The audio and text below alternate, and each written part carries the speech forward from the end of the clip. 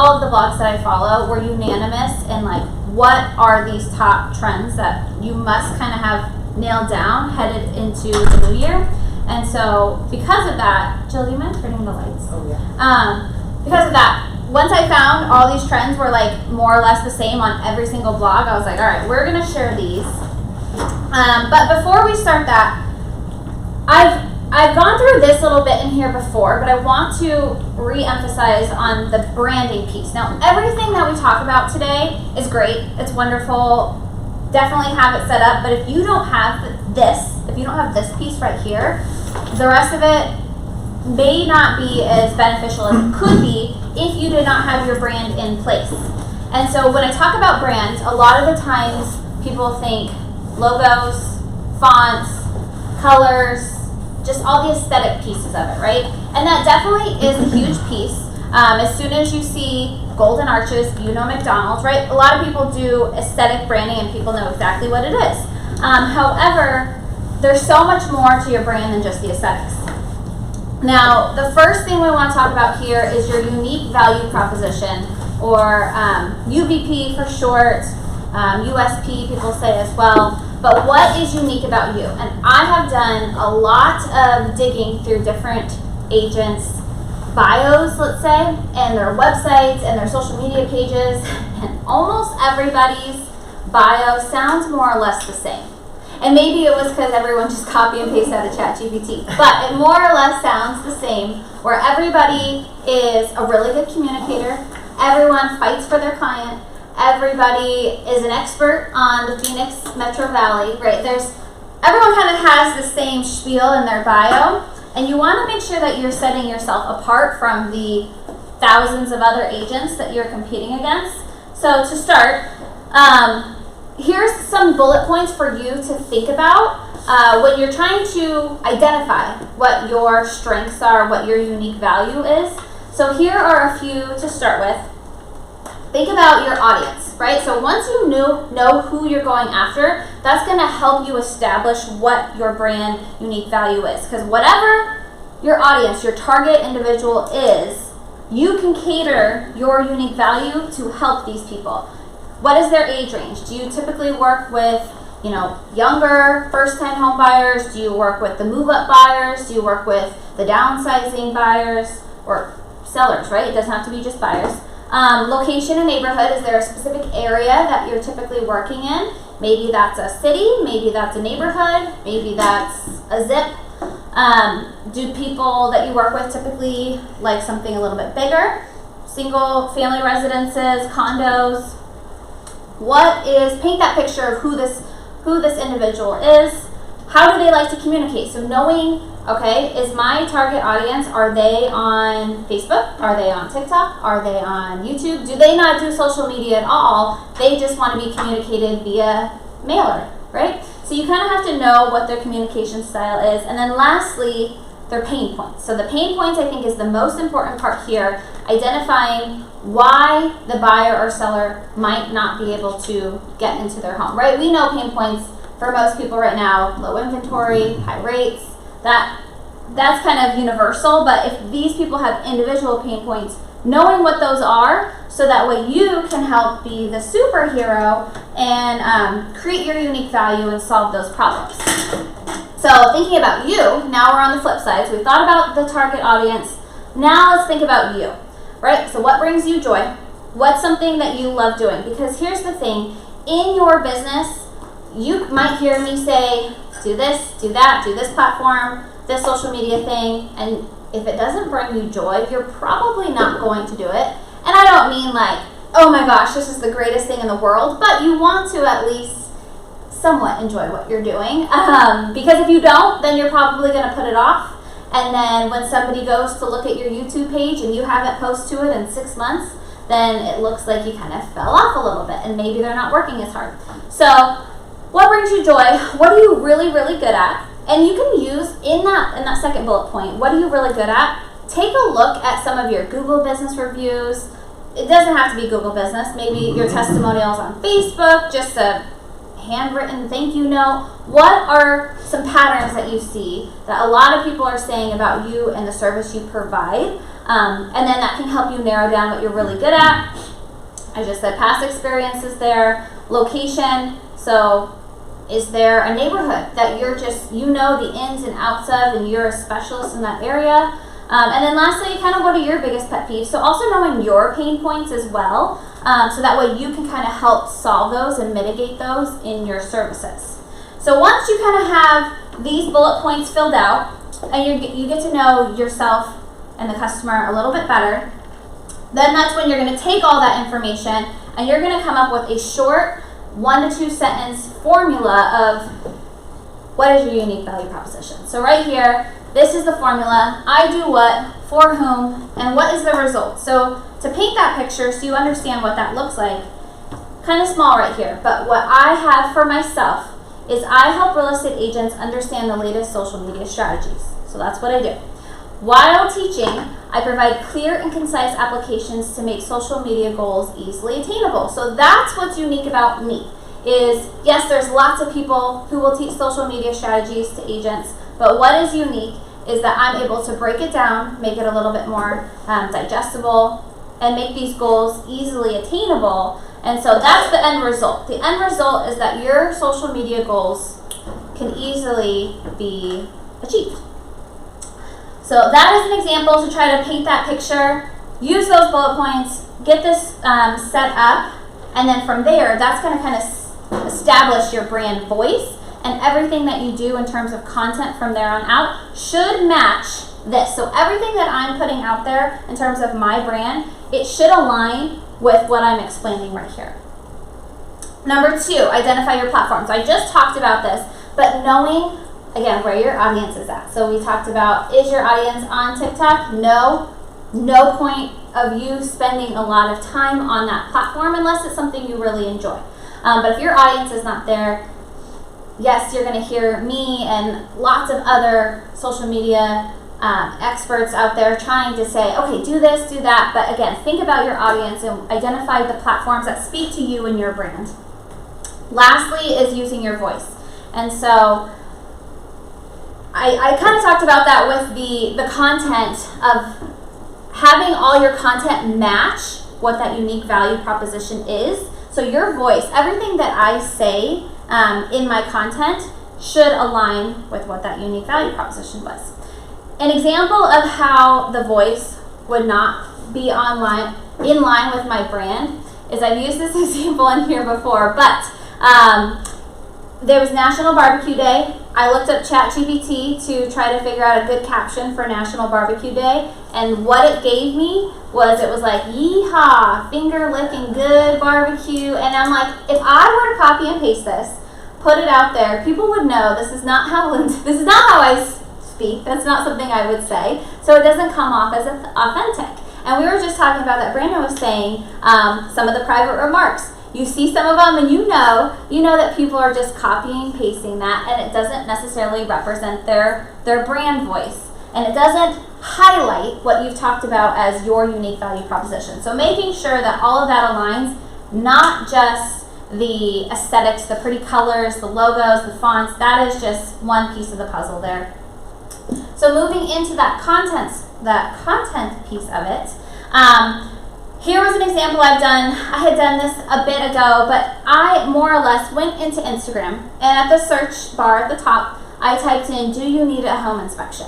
And what I saw, the results I saw, and you can kind of, just at a quick glance looking at that, it's pretty wordy, and there's a couple that maybe stand out at you. That gal at the bottom center holding up the big tool, that one probably stands out to me the most, but the rest of them is just text. And it looks like maybe it's been ripped off and duplicated. A lot of people are having more or less the same caption within each of these posts. So one, it's not unique.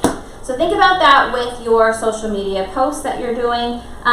You don't want to just be, a copy paste of somebody else.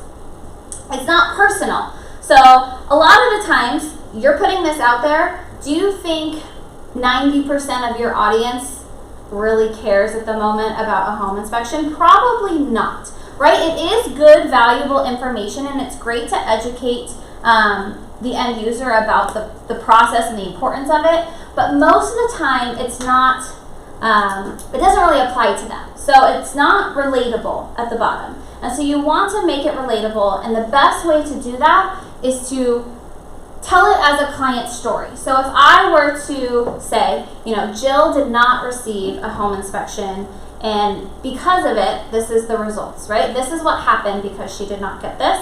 And I'm painting the picture, and I'm telling Jill's story, and I'm making it relatable so other humans can, feel like, okay, that could happen to me too. But if I'm just saying bullet point 1, bullet point 2, this is why it's important, sometimes it's hard for people to apply that into their own lives. And so rather than those that you saw up there on the screen, this is the kind of content I want you to put out there, regardless of what platform we're talking about.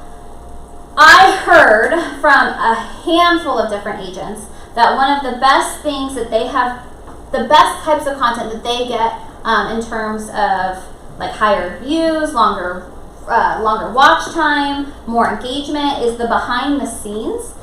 So meaning, I believe that the real estate agent has so many interesting moving pieces to their role, right? You have so many hats that you wear as a real estate agent, and a lot of the times the consumer doesn't even know 90% of what you do, right? They think, oh, they go through the MLS, they find me a cool home, we go and we tour it, they write up a contract for me, right? They don't necessarily know all the ins and outs of what an agent does. So if you're able to kind of do a behind the scenes, people are fascinated by that.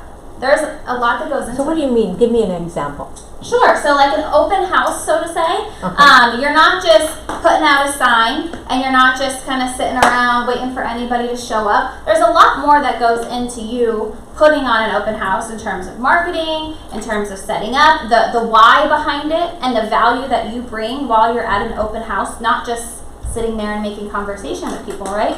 So showing the behind the scenes of what that looks like, so people, the consumer can have a better understanding of your value. That's the whole purpose of the behind the scenes, is to show how much value you really provide, especially right now as there's lots of conflict and back and forth of the commissions for a buyer's agent. That's a big hot topic right now. And so showing, again, whether it be buy side or sell side, the importance and the behind the scenes of that tends to work really well due to the data, or per the data. On the right, hyper-local news and features. This has been talked about for a really long time, and it still gains a ton of traction.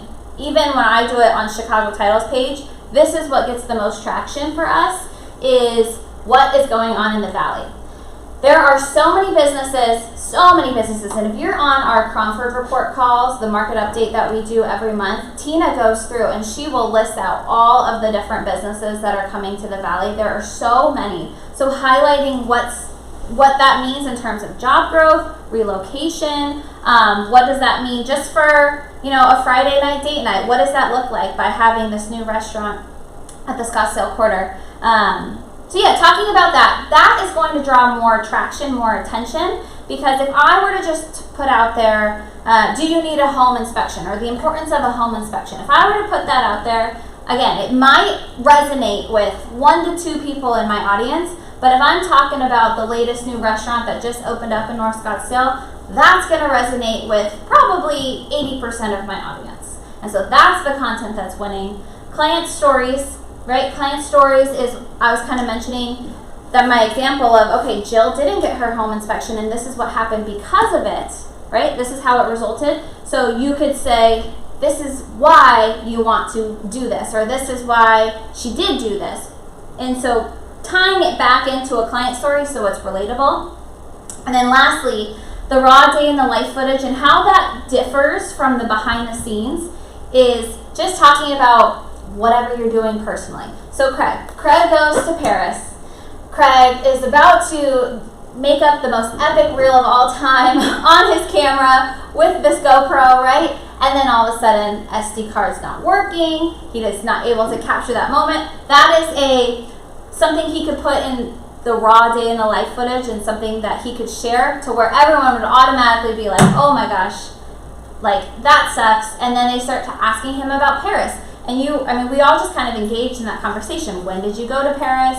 Have you been to the south of France? And that just evolves into a conversation naturally because we're all human in here and we can make some sort of connection with him. And so that's what's going to get you probably the most comments, right? Is that raw day in the life footage. And I know sometimes I think to myself, nobody cares about what I had for lunch. Nobody cares. That's not important. And I mean, probably true, right? Nobody does care what I ate for lunch. But let's say I had a really good, last night, I'll tell the story. I made carnitas for the first time a different way. So I did a different recipe that I had never done before. And I thought about documenting it, but I just had stuff all over my hands, so I did not do it. But my point being is I did something different within the recipe that I had not done before. I actually added beer to it, which I had never done, but I added some Corona into the crock pot with it. And I was... It's just timing. The Corona gets there anyway. Right, exactly, right? It's either after when we're eating dinner or it's during, or both, right? And so anyway, I did this, and that's something that I could have documented that I bet you I would have gotten some engagement on that, or people would have been like, oh my gosh, I've never tried it with beer before. What beer did you use? How did it taste? And again, nobody really cares what I'm having for dinner, right? But the process and the story that goes along with it, and the connection you can make with someone. So those are ways that you can continue to make content that doesn't look like this, but will create some conversation. All right, so all of that being said, I just went through the brand recognition, having that brand established, making sure once you have that brand established, the type of content you're putting out there is valuable. So all that being said, I now want to dive into the 4 trends. These are the 4 trends that I said every single blog said, this is it for 2024. And this is no joke. This one is like, you knew this. You knew this was coming. This is no surprise to anybody. Short form video. And that actually, this one was number 1 on every single blog. So every single blog we looked at, this was number 1. It's been the same for about for a few years now, but it's projected by end of this year, by the beginning of next year, the average daily use of short form video is going to be 48 minutes a day. So we will all consume on average 48 minutes of short form video, whether that be on Instagram, Facebook, TikTok, YouTube, wherever that is. We're consuming 48 minutes. And with that being said, these are the times that has the highest watch of all of the platforms. So TikTok, the sweet spot for how long you'd want your video to be, between 11 and 17 seconds. Instagram Reels is a little bit less, but around that same mark, 7 to 15 seconds. And then YouTube Shorts a little bit longer. I think people on YouTube have a behavior to consume longer video, so it's 15 to 60 seconds. But my point here is you see at the top 1 and 2, very short and sweet. So let's say 15 seconds is the average. Think about if you're consuming 48 minutes of 15-second videos, you're consuming a lot of content. Right? So making sure we hit those marks on those last couple slides of what content is actually resonating with people and what are people drawn to and what's winning right now. That's what you want to do when you're competing against, 160 different videos a day that people are consuming, and how are you going to stand out? But yes, keep this in mind. It's short, and you can probably talk in 15 seconds like this. So you have to be able to condense it and have just like one strong bullet point, one strong takeaway from each video. Because a lot of the times I see people putting videos out there and I'm like, you could have broken this up in 10 separate videos. You've got a lot of good bullet points you're mentioning throughout this video. Take one at a time and do one short fact at a time, and let that content just expand and play out for a month rather than just a day. All right, when I'm creating any short form video or any content in general, it needs to fit one of these 2 boxes here. If it does not fit one of these 2 boxes, I'm not creating it. Number 1, value. And I think to myself, this is the question I said, would someone save this for later, or would they share this with a friend? So if they're saving this for later, they think it's valuable, right? So maybe that's, for me, that's a recipe.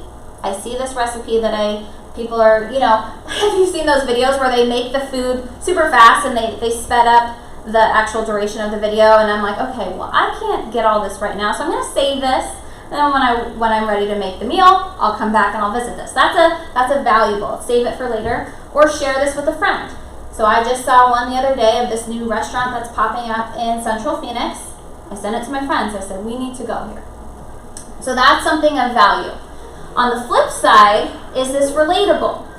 Going back to the example of Craig's Paris trip, right? Have you ever been on a vacation where your phone didn't capture this epic moment, right? There was something that you were just so excited to capture and you just didn't get it. Maybe that's because you were in the moment and you were enjoying yourself. Maybe that's because you had tech issues.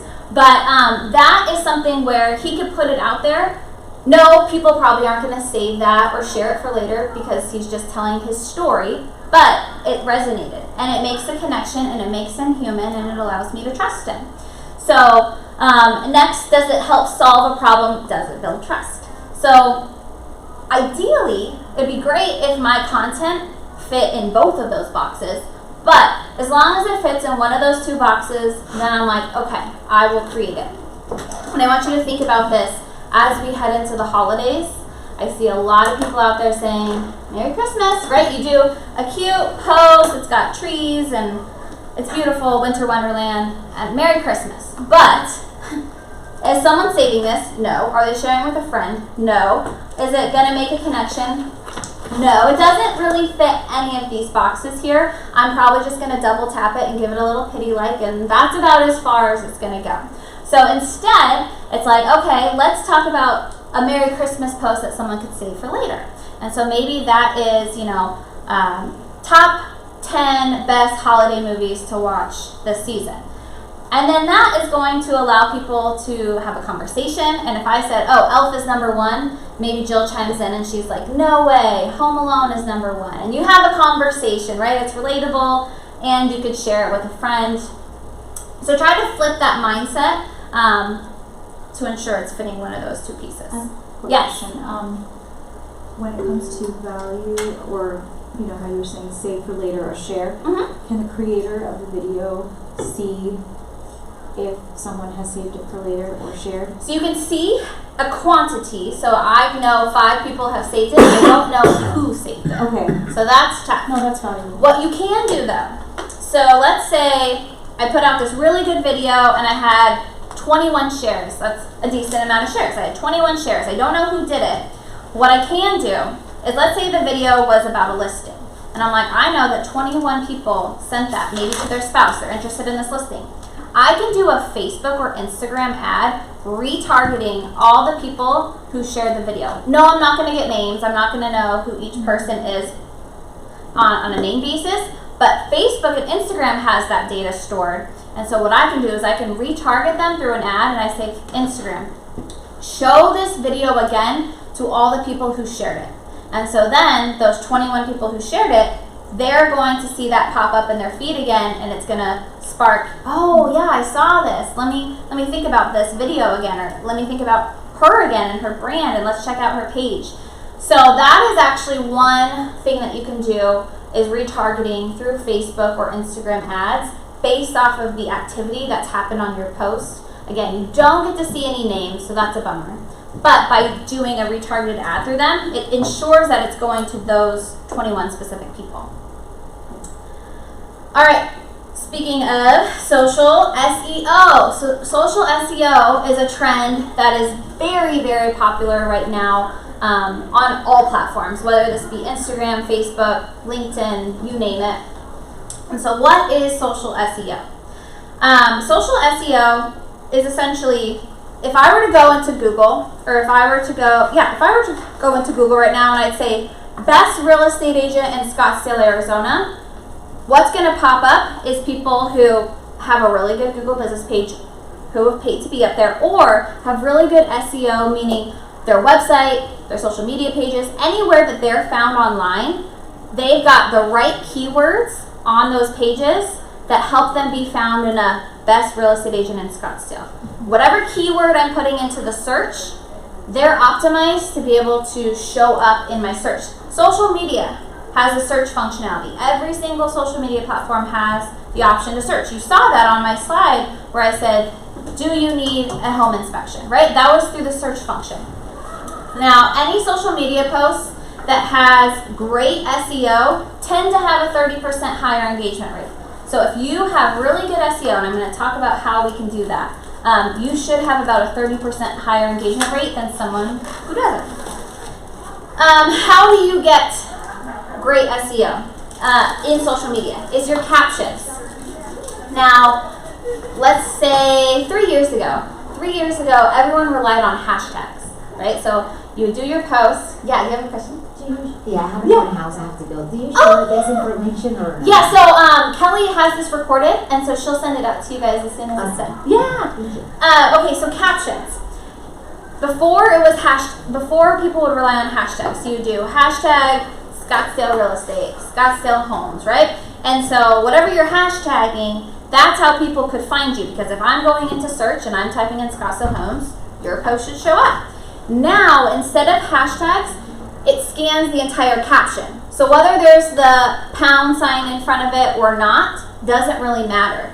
Any keyword, any text that is in that entire caption can be pulled as SEO and be found in a search. So if my whole caption is talking about the importance of, back to the example, the importance of a home inspection. If I'm talking about that throughout that whole caption, I don't even have to hashtag it. That's how my search result could come up because I use those keywords often in the caption.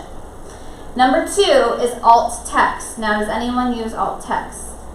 Most people don't. Most people don't know what it is. Alt text is an advanced settings when you're doing your caption. Below, I'll show you. I have an example here. So when you're doing your caption on the top left, there is advanced settings. It's like super faint right here. But advanced settings is little teeny tiny at the bottom. When you go into advanced setting, there's a section for write alt text. Alt text was originally developed for visually impaired. Yes. So is this on Instagram, but they have it on all platforms. Okay, so Yep. it is on IG? Mm-hmm. So is it This is specifically is it on the page where you're typing your caption? Correct. Yep, exactly. So when you're to that final last step and you're typing in the caption about to hit share, that's where it's at. Okay. Yes. And so it was originally created for visually impaired people. They cannot consume content the same way someone who is able to see through here. So what people do is in the alt text, they describe what that image is. So she's describing it's a hiking trail lined with sunflowers on a beautiful day. So those who are visually impaired, they can take this alt text and it will play it back to them through audio and it will tell the visually impaired individual a hiking trail. That's what this image is, right? So it was trying to be inclusive, but it had totally changed. That was the intention of it. It's changed into now this is another spot where you can up your social SEO. So what I want you to do in this section is exactly what you see here. Explain what that image is, explain what the value is, and put some keywords in there, right? So similar to your caption, you want to make sure that there's the right keywords in there. So if someone were to search those words, you'd show up. But this is one section that a lot of people don't even know about and they don't take advantage of. So utilize this. And then lastly, your closed captions. So when we're talking about video, going back to the video example, you should always have closed captions on your videos because Instagram, Facebook, YouTube, it will scan the video, it will scan the actual imagery of it, and it picks up, if you have captions in there, it's picking the text up. And if my text is saying the importance of having a home inspection, right, those words are going to align with the closed caption, and so it's pulling that, again, as SEO. So all three of those things play into why you may be found higher in a search. Yeah, David. Are you having words and everything that you do then? In other words, closed caption, so it's all the whole, On you're video. just talking. On video. On yes. video. Yep. Okay. So whether it's a story, whether it's a reel, whether it's just a long form recorded video, I will Okay. always put captions. Yes. Okay. This is a basic question. Can you show us how to do closed captions? Yeah, absolutely. So, I should be able to, if I can't put it up here, I can just come over and show you with my phone. Most apps, let's see, Instagram, yes, Facebook, yes, YouTube, yes, TikTok, yes. I don't know about LinkedIn. They have like an auto-generated one that will happen. It works just like Siri. So if it hears the wrong thing, you have to manually go in and change it, right? It picks up as best as it can. But there's also lots of photo editing apps out there that will also do it. But most of the platforms now have it installed right in there. So as soon as you upload it, you can generate those automatically. Okay, any other questions on the social SEO? All right, ChatGPT. This one, again, not a big surprise here, but this is the platform that every single industry, not just real estate, every single industry is using ChatGPT at this point, and it has heavily been integrated into marketing practices. If you've noticed, a lot of platforms are kind of developing their own version of ChatGPT. So Facebook has Llama, is the one that they've been working on. That's their version. Google has Bard, Microsoft has Copilot, right? They all have their own versions of it. But each individual platform is starting to notice how much consumers rely on AI now. We're very impatient people. All of a sudden we've been conditioned to be impatient, and so we want things done quickly. We don't want to think too hard. These platforms recognize that. So they're developing all these AI tools within their space, so you're a one-stop shop. So if I'm in Instagram and Facebook, they're working really hard right now on all these AI tools, so I don't have to go to ChatGPT, so I don't have to go to external platforms and spend more time off of theirs. They want me to stay in their platform. So right now, the award-winning AI tool everyone's talking about, ChatGPT. Until the day they fired Sam Altman and worked on Monday. Yeah, right? You know, So, yeah. hired him back by Wednesday. I know, I saw that. Crazy. A little overview, if you have not started using ChatGPT yet, it's a year old, launched a year ago. Parent company is OpenAI. So if you ever hear OpenAI, think that is the parent company, just like Google owns YouTube, Microsoft owns LinkedIn, Meta owns Facebook. OpenAI, ChatGPT.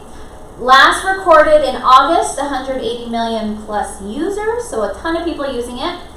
Here's what's new. Bottom left, the knowledge base. If you've been to a ChatGPT class previously, the knowledge base had been through 2021. So it didn't know anything from 2022, 2023, no modern day information. That has just updated as of a couple weeks ago. It now knows through April of 2023, only if you're a paid user. If you're a free user, you're still stuck with the old information, right? That will change, that will evolve. But right now, the $20 a month plus subscription allows you to have data through April of 2023, and they're going to continue as more models come out. They're going to continue to up that knowledge base and make it current. That's where it's at today. My favorite quote, I heard this at Inman this year, was allow AI to be an extension, not a replacement. And we talked about that earlier. We don't want to copy and paste everything. We want it to resonate with us and with our brand. So let it be an extension. Let it help you. Don't let it replace you. And I think it's definitely something. I think we have a benefit in our industry is like consumers still want to work with a human. They still want to work with a real estate agent. Otherwise, these iBuyer companies would be thriving if they didn't care about working with a human. I think they want to. So we want to make sure that we're still staying human and we're allowing some of these tech tools to assist us a little bit. These are the basics. We're going to talk this is very high level here. This is probably what you're hearing a lot of people using ChatGPT for right now. Content ideas, writing your copy. Joe was talking about greeting cards, holiday greeting cards. You want it to write the text for you? Let it do the text for you. An updated bio, your property descriptions, and drip marketing campaigns, scripts. So these are high level. But now I want you guys to know that ChatGPT has evolved, and there's so much more it can do. For example, custom instructions. Whether you're a free user or a paid user, we all have the ability to go into our ChatGPT account and give it custom instructions about us. You get to tell the story about what your business goals are, who your target audience is. It gets to know you, so the answers are tailored to you, and we're not all copying and pasting the exact same thing. We don't all sound like robots. It is specifically catered to you. So again, that is something, if you are a paid or a free user now, you have the ability to set this up. The next thing, this is just for paid users. This is for your $20 a month individuals. You can now create your own custom GPT. So if there's something that you do a lot of, maybe you're posting a lot of YouTube videos, and you're constantly coming up with YouTube descriptions and keywords, the tags, all of that. You're often creating that. You can create an AI model that does exactly what you want in the order you want it. So, okay, every time that I want to create a video, it knows you're going to do this, you're going to do that, and it knows all the steps of what I need for my YouTube video to be published, and my custom little AI model will do that for me. So again, if you are a paid user, you have access to develop these. They are saying, probably in the next couple weeks, hopefully, they're going to start launching these publicly so you can monetize from them. So if you have a really cool one that you've developed, then I can start actually making money off of it. If I notice hundreds and thousands of people start using my custom GPT that I put out there, I can start to make money, which is cool. Next is DALL-E. So DALL-E is a tool that OpenAI created. If you hear of DALL-E, it is by OpenAI. It is, instead of generating text like ChatGPT does, this generates images. So if I were to go in, and this example someone had here, my 5-year-old keeps talking about a super duper sunflower hedgehog. What does that look like? And so AI developed what a super duper sunflower hedgehog would look like. And what you see here on the bottom right, that's what it generated. I've used this actually quite a bit lately. If you're a paid user, the $20 a month, you get access to this for free. If you are a free user, you have to pay. It's about $1 an image, I think is what it comes out to. You have to pay to use this service. But this is now integrated into your ChatGPT account. So when you log into ChatGPT, on the left-hand side, you will have a button that says DALL-E, and that's your image generator. Very, very handy. And I have noticed, I've been using this generator for, I don't know, 4 months now maybe. From 4 months to today, it keeps getting better and better, and I think it's really learning what consumers like. It's not perfect by any means, but it's getting better. Now I know where my daughter got the term catacorn. It's a half cat, half unicorn. And they're using computers at school, so I'm like, I wonder if they have access to this or something, because now she's drawing pictures of catacorn. You're like, I've never met a catacorn. You know? she's genius just like AI. Now you know what our Halloween costume is going to be next Yeah, right? Catacorn. Easy. Oh my god, I love that. That's super cute. And I'm curious. I'm gonna probably write that in to see what it says. Now I'm curious. I'm gonna look it up too. Yeah, what is a catacorn? And then the next big update that's been that just took place a couple weeks ago in ChatGPT is it has voice and image capabilities. So voice, meaning I can talk to it. You have to use your phone. So I don't have my phone by me, but let's pretend that's my phone. You would hit, like if you're talking to Siri, right? You're talking out loud, it's audio, and then it will have the microphone and it will play back to you. So rather than me just reading it, it now can speak to you and you can have a conversation. There's 5 different voice options, so maybe you want like a British voice, a British accent speaking to you.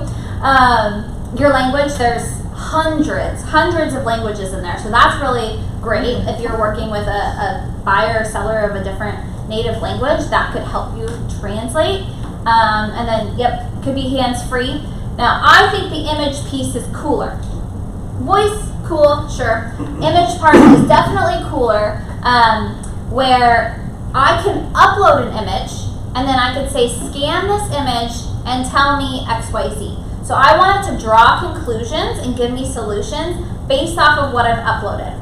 Example I used was I took a before and after of a home being remodeled, right? And I have this home on the market. I'm trying to really highlight the big benefits of this remodel. So here I'm going to upload the before and after, and I'm going to say draw 5 conclusions of how it has enhanced from the before to the after, and I can utilize that within my marketing. And so it will scan that image and it will tell me exactly, okay, the paint has changed, the countertops, whatever that image may be, it can tell you that. So that's what's nice now is you can reverse basically. Before I was just asking it questions and it was just giving me text solutions. Now I can upload images and I can still get text solutions. Yes. So could you upload an image and then say, please provide me a great alt text description for IG? Yes. Love that. That's a really good idea. Yes, you could definitely do that. Yeah. Or alt text, regular caption, whatever that may look like, you can definitely do that. The example that OpenAI showed in there when they were like demoing this and previewing it with users is they uploaded an image of a bike that had a malfunction with the seat or something like that. And it took a picture of the bike and it was like, tell me how to fix this. And then it scanned the bike image and then it wrote a whole synopsis on how you can fix why the seat was wonky. And then the person uploaded a picture of their tool set and it said, use the 3rd wrench on the right? So this is going to be the right wrench for this. And it scanned the image and it told them exactly how to solve that problem. So yeah, it's like having your own little That's personal wild. robot in your back pocket the whole time. And that's with the I always paid wanted to live in a subscription, Jetson correct? world. These 2 are with the Didn't you? paid, correct. So this, and this, paid. This is, you can do this free or paid.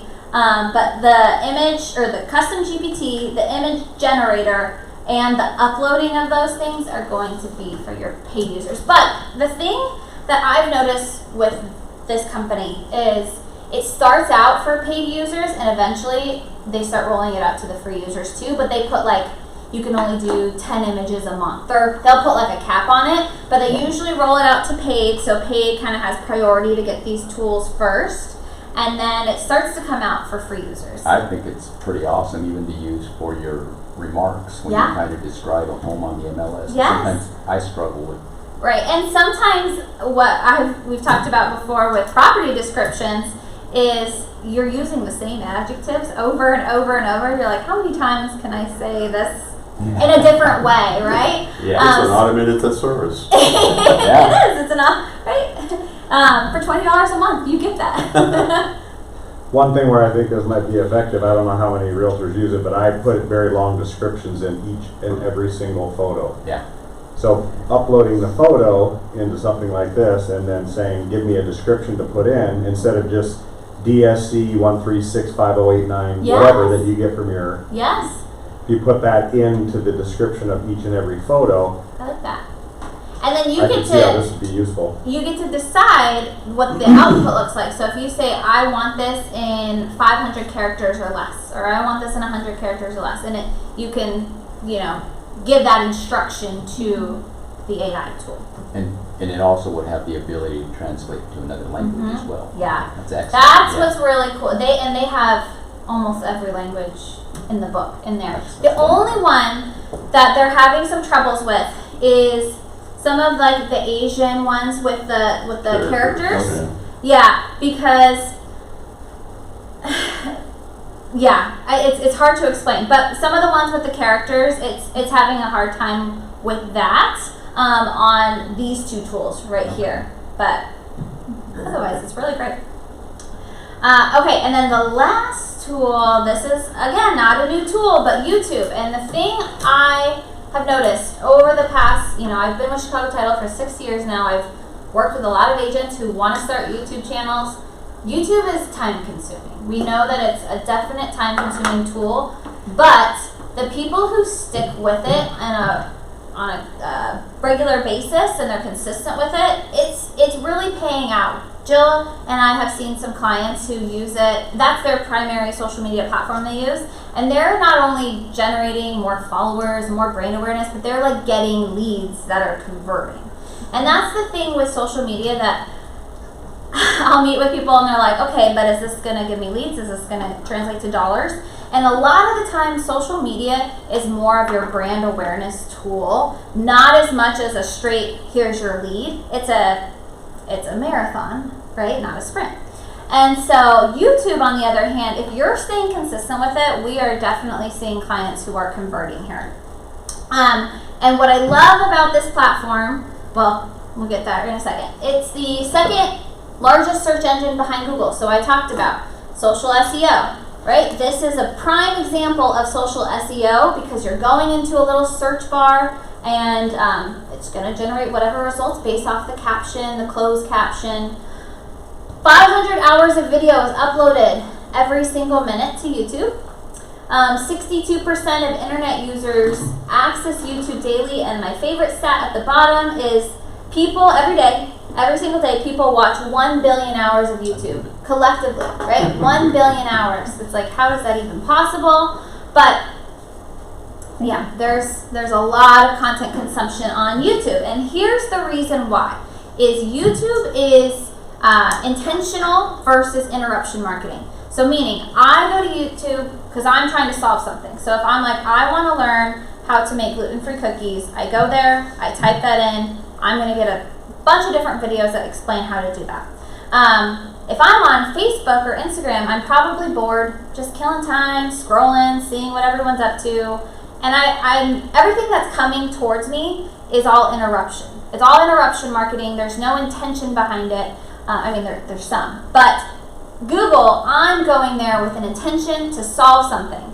Now, 78% of all content consumed on YouTube is all those like ones on the side that say suggested video, and it autoplays the next video and the next video, all those suggested videos on the side. That's 78% of content that's consumed here. So 22% is they're going there, they're searching, and it's exactly what they've been looking for, but the other 78% of videos watched is all that suggested the autoplay videos that pop up on the side.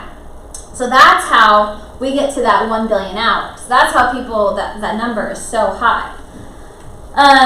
We talked about the interruption versus intention marketing. So knowing that's why this platform performs in a different way than some of these other platforms do. When you create your channel name, I don't want you to put first name, last name, real estate, right? A lot of people will do Lindsay Sanchez, digital marketing. If you think that social SEO, nobody's going in there and saying Lindsay Sanchez, digital marketing, unless they know me and they're trying to find me. But most of the time they're going to say real estate marketing tips for your Arizona agent or something like that, right? Those are the keywords people might search to come across your page name. But I see a lot of the time people put their brand name, which makes sense. You're trying to have that brand cohesiveness across all your pages. But think about your channel name to be keywords that people would search and not just your first and last name. Outsource your editing. This is where a lot of people get tied up with time. They spend a lot of time editing. It's a chore for sure to edit your own videos. So your time is most likely best spent elsewhere. Unless it's something you enjoy, unless you're really good at editing, I would recommend outsourcing that. If you're looking for recommendations, Jill and I, we've got recommendations that we could provide. I think that's part of why people give up. Yes, that's 100% It's a really big reason. You listen to content providers on a topic, but recreational, I have an RV, so I watch a lot of people, and they say, we spend 10 hours per minute of video. Or some ridiculous Something numbers. like that. Ridiculous numbers. Yes, right? no, and that's right. An hour per minute, maybe. Yes, maybe it's an hour per minute in editing. It's a lot. Production. It's a lot. Yeah. And I personally, if I were to do my own, I get so nitpicky about, I'm like, this needs to be here, and then I just spend, 20 minutes has gone by of me just trying to move this text, and you get faster at it as you go, but it's not the best use of my time, right? I need to be out selling houses. It's like- Yes. Yes, like I mentioned at the beginning, you have so many hats you're wearing. Yeah. Video editor is probably not the most important one you could be working on. ChatGPT, use your ChatGPT for descriptions. I actually use it quite often for YouTube descriptions. I change things, as you know, we mentioned. I don't just copy and paste. I'll change the way that it's formatted, but I do like when you say for YouTube, give me a description for this video title on YouTube. It knows, okay, so at the bottom we're gonna say subscribe to my channel, and it gives you the whole YouTube text. Next, use your own thumbnails. So that's that image that pops up when I type in a search. You've got a whole list of videos and there's one thumbnail for each video. That needs to be high resolution. Best performing has about maybe like 6 words on it, 6 big bubble words, right? 6 is usually the sweet spot, but I mean if it's 3 to 9 maybe, somewhere in that range, where it's got those big bubble things, it's like 5 reasons you should move to Arizona, right? And it's big and it pops out at you. Pairing it with your headshot makes it even more. I don't know why. I don't know why, but it does. It performs so much higher when you have your face, big bubble letters, and it's just a high resolution image. That's what people click on. That has been proven through stats for many, many years. So make sure you're creating your own thumbnail. I generate all mine in Canva. They have the right size specs for me. That is exactly what I need. They've got a lot of templates in there. So I can just change stock image girl's headshot out with mine, and I can change the text quickly. And it's done within 60 seconds. I've started using that and I love it.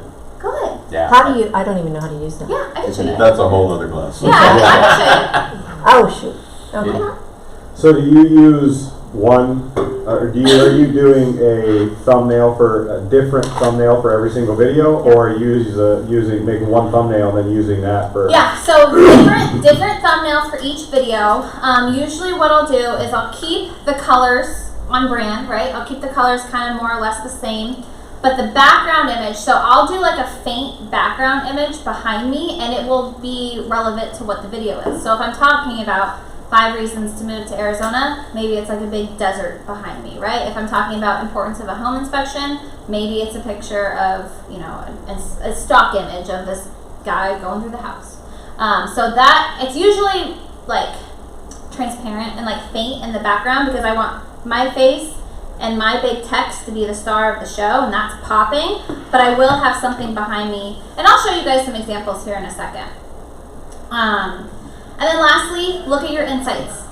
So for YouTube specifically, I think of all platforms, this is the one where I really want you to pay attention to the data because about a third of the algorithm on YouTube, what makes or breaks a good performing video is your watch time. About a third of that weight is dedicated to your average watch time. So if you see you've got a 5-minute long video and you're dropping people around the 40-second mark, you need to watch around second 30 and say, okay, why am I losing people at the 40-second mark?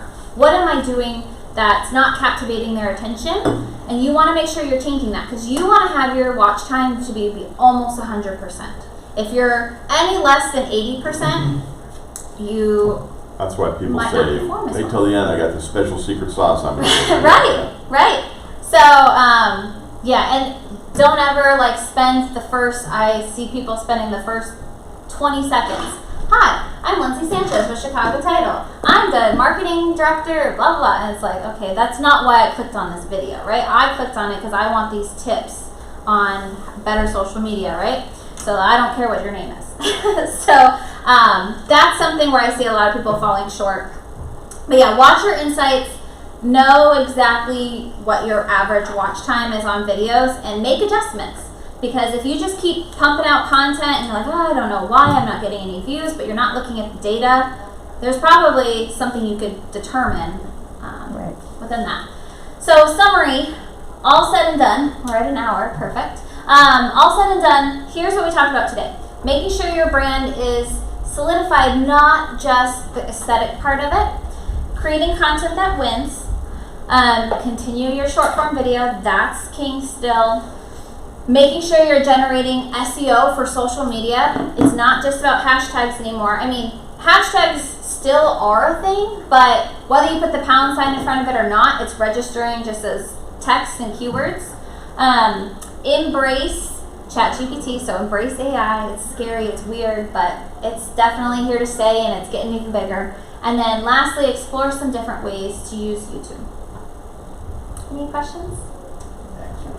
Great. That's some great tips. Thank you. Yeah, I mean, and like I said, this was consensus across many marketing blogs. I was like, all right, I guess this is, I was looking for like something shiny and different and new, and I'm like, this is still what's powerful right now. One thing I've been hearing is if you're going to do shorts on Instagram, that your description almost ends up being longer, because a lot of times you'll get people that'll read the description. So you want to tell your story in a little longer format in your description, because people will be reading it, and the result is the video loops and you've hit 100%. Yep, it's true. It does work, especially when they're shorter videos too. Right, for the shorts. Yeah, Exactly. For 15 seconds, you might be rattling through it, and you can tell the story a little longer, a little more detail in the description, and get them reading it, and then boom, it's looped and you've hit 100%. It's a really good idea. Yeah. Yes. So this last week, I've had about 7 reviews that didn't post on Google. So the archaic way of contacting Google reviews and getting in touch with somebody that actually responds and not an auto reply. I was in conversation with somebody in the Google review department, and they actually reinstated 2 or 3 of my reviews. Good. But one of the tips that they gave me was whenever you have somebody write a review on Google, always have them use your first and last name. Okay.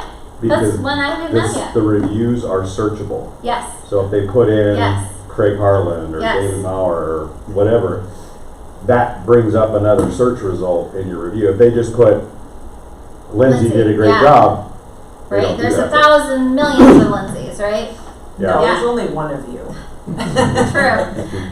We do have somebody Yeah, that, that's that is like an expert on Google My Business. So if you have issues like that, because I had a client, same thing. He was like, I've had all these reviews and they're just not posting. And so even for us, like I've written reviews on my clients just as working with them as business professionals, and they wouldn't show up because Google knows who I am. They know that you're an agent. You know that they know that you're my client. But we have somebody that can kind of like has a little inside scoop on Google and can explain They it. call me 6 times every day about my Google. Right, yeah, these people don't do that, but they basically optimize your Google My Business. So they can kind of go through and they were able to reinstate, or they were able to run some stuff up the ladder and get the ones that weren't appearing for one of my clients to reappear. And I don't remember, Lindsay, what their reason, there was a reason behind it, but if you guys need help on Google My Business, we have somebody that we refer out who's an amazing resource, so. Okay, good to know. Yeah. So here in Canva, I pulled up the YouTube thumbnail. If you wanted to see, I mean, like I said, they've got so many options in here. So if I want to say, how to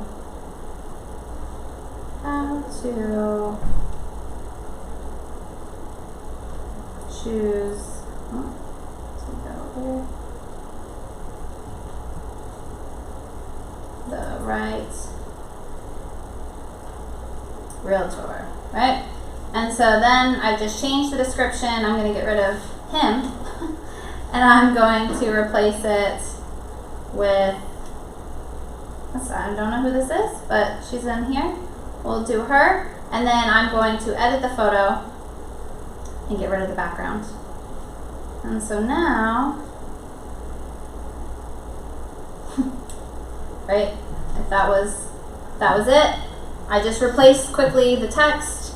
I put my photo on top of that. It's quick and easy through the templates that are here in YouTube. And I could change the colors, the fonts if I want something better for my brand. This one, I could change the background and do maybe something Arizona.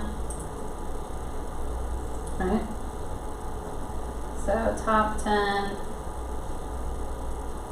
cities to live in Phoenix, Arizona. Alright, so quick and easy. So do you do thumbnails, like this is for or for YouTube, do you do the same thing for all of your IG videos and posts? Yeah, I do. Just like a high resolution, because usually if you're using something from the video, it's a frame of the video and it's usually just like a little tiny bit blurry and it's never super high resolution. So I'll always do an image. Yep. And so, for example, if you were doing one for like an Instagram reel, they don't have like a specific size in here. I just do something that's like Instagram story size, right? So if it's Instagram story, that's actually the right specs for the cover of your reel. And then, I don't know, let's pretend this is it, right? I'll swap it out with what I want the cover to look like. Is Canva free? Canva is free. However, there's a lot of features in here that it's better if you're a paid user. $120 for the year is the cost. Totally worth it. So yeah, $10 a month if you're using it frequently. But so something to note here is how you know if it's a free template or a paid template. This one's free. This one here is paid. You can't really see it, but it's a tiny little crown. So the crown means that it's a paid template. So I could come in and edit this as a free user. I can come in and edit this as a paid user. So you just have certain limitations if you're free. If you're gonna use any kind of B-roll video out of there, there's a lot more video that's on the page. Yeah, while we're at that, I mean, let's just get in here. So let's say you are creating a video, right? This is the right size, long for a short form video. They have lots of B-roll footage in here. You can see all the ones that I've used. If I wanted to use this one, here's an image. This looks like it's Old Town, maybe. Oh, I don't even know where that is. That's not Old Town. That's Tempe. That building is in Tempe. Yeah. That's the old American West Block. Yeah, or this, right? So here's I don't even know what this image is. So if you were doing something about golf courses. Yeah, Yep. exactly. So you could type in Arizona golf. Course. You can do a little short. But you'll notice, right, there's a little crown on just about every one of these. This one doesn't. But most video is going to be for paid users. So if you were doing B-roll footage, Canva's your guy or girl. It's got a lot of good templates. Mm-hmm. And I did the free thing and discovered that I wasn't really getting much out of it. So I said, well, let me try it. You can always cancel. The other Yeah. the other But there is advantage a lot to of the value. paid is you can actually drop in your Yeah. company color codes Yeah. for your Yeah, your brand. for your brand. So we've got like our brand You kit, have your- all of our logos, our colors, our fonts. I do flyers for the open houses, put music on it, upload it to Instagram, to Facebook. So if And you it go looks back professional. about a year, you can find in the My Home Group video library, you can see Lindsay doing a Canva class. Yep. I was just going to And ask, do you do that? Yes, and honestly, it wouldn't be a bad idea to do another one soon, just because there's this Magic Studio is new, and so Magic Studio has so many AI tools in it now. Their Canva specifically is like focusing on AI. Maybe we do that January. Yeah. That'd be a Does it good really? January. I couldn't get it to link into the Really? with the link from ChatGPT though. Yeah, the that seemed very integration worthless. with ChatGPT is not great, but their own AI platform is pretty solid. I like it. So yeah, maybe we'll do that for next time. Let me know. Yeah. I'll be here. Yeah. Well, thanks guys for coming. Thank you. Thank you. Hope you have a great afternoon. This one is it. Same here. Take care. Enjoy. Give us whatever sports you're engaging in. Yeah. This hot My now. image is terrible. Good luck. I'm not wearing my glasses. Yeah. So that's my problem. And I'm pretty sure I will. Yeah, I work with Kathy Yeah, Gallagher. well, That's yes, sure yes, good. I do that. Thank you for coming. Got it. Thank you. Yeah. Well, good luck. Thank you. Happy holiday, folks. Yeah. Thank you. Yeah, we do Have a have good to day. back. Craig, good seeing you, We bud. work here Good to see and you. there every Take care. week, so Take care. just- Have a good